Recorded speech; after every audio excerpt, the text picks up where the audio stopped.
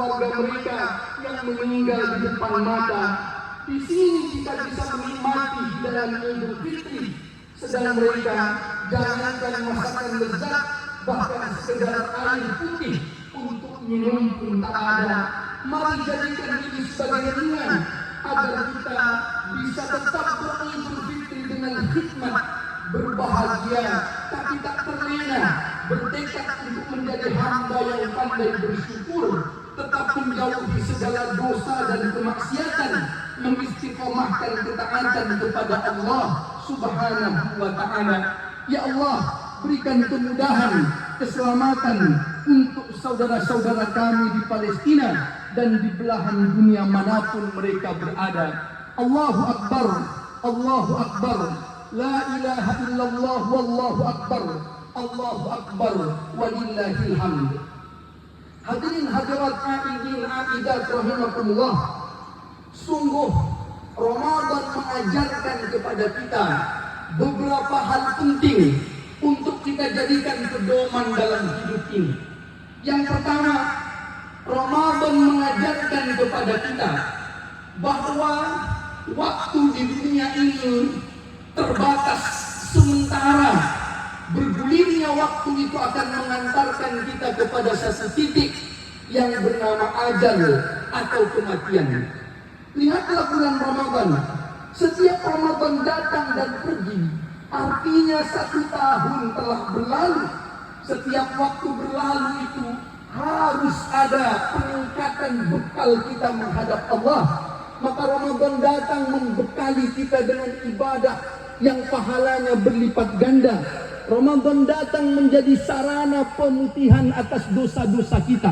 Lihatlah, setiap Ramadan datang dan Idul Fitri, artinya setiap itu pula tahun demi tahun berlalu. Tahun lalu mungkin ada orang yang bersama dengan kita di samping kanan dan kiri kita, sholat Id di lapangan ini. Tapi hari ini mereka tak ada lagi, karena mereka telah dipanggil ke hadapan Allah Subhanahu wa Ta'ala. Tahun depan lagi entah kapan, mungkin kita yang tak ada lagi di barisan soft ini, karena dipanggil menghadap Allah Subhanahu wa Ta'ala. Maka bergulirnya Ramadan, bergulirnya Idul Fitri mengingatkan kepada kita bahwa waktu ini terus berlalu, terus berjalan, mengantarkan kita kepada satu titik yang namanya kematian kita. Apabila telah datang kematian itu, kata Allah, la yastakhiruna sa'atan wa la yastaqdimun, tidak bisa diundurkan atau dimajukan walaupun hanya sesaat saja.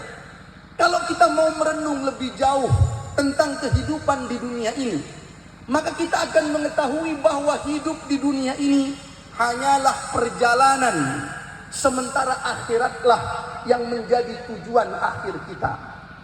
Allah Subhanahu wa Ta'ala berfirman dalam surat Al-Baqarah, A'udzu billahi minasyaitonir rajim. Bismillahirrahmanirrahim.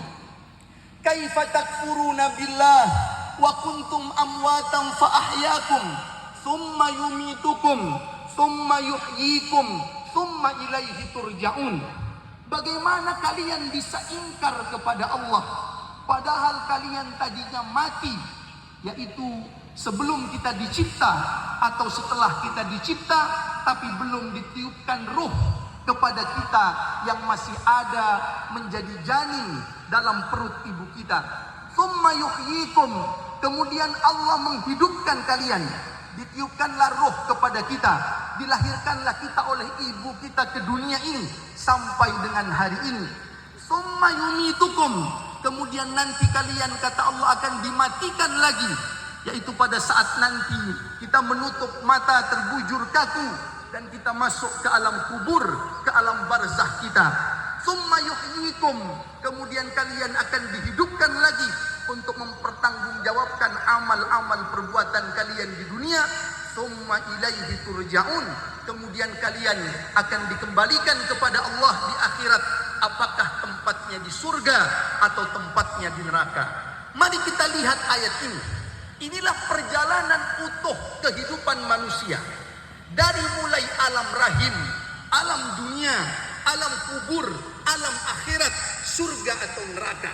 Artinya kita yang sekarang hidup di dunia ini sebenarnya bukan hanya perjalanan, tetapi bahkan ia adalah bagian kecil dari sebuah perjalanan panjang kehidupan anak manusia itu sendiri.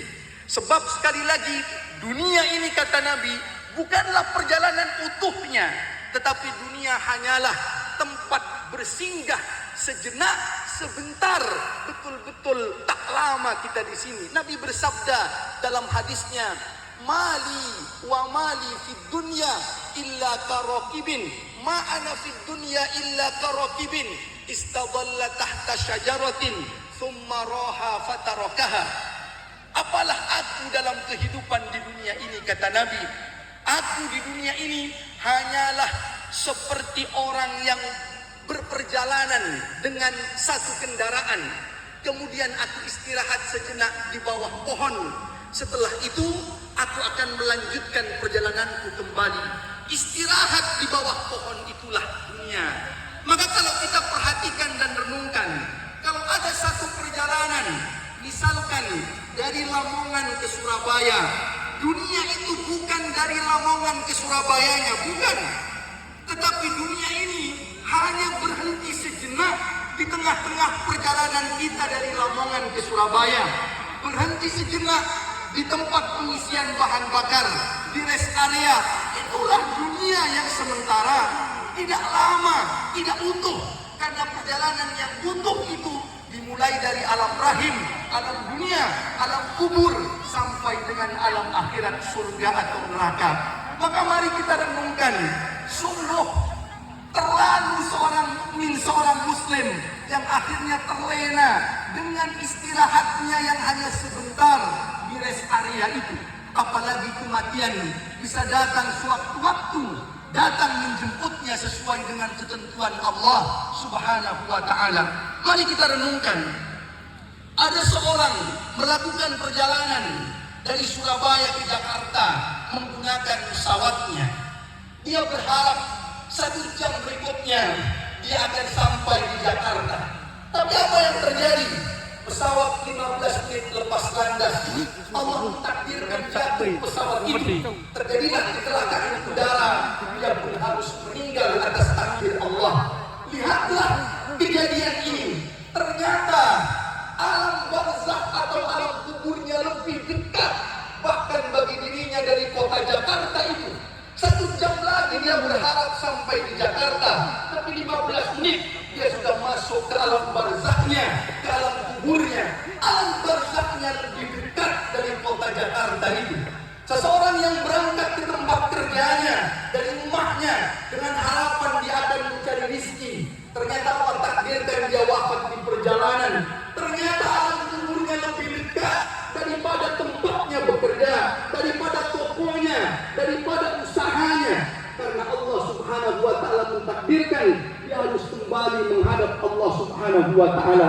Maka bagi seorang mukmin, seorang muslim, dia tak terlena dengan kehidupan dunia yang sementara ini. Karena hakikatnya kapanpun dia bisa dipanggil menghadap Allah, dan dia hanya seperti istirahat sejenak di bawah pohon yang rindang dalam sebuah perjalanan panjang kehidupan anak manusia itu. Maka sekali lagi seorang mukmin bersungguh-sungguh setiap amal perbuatannya, kegiatannya dia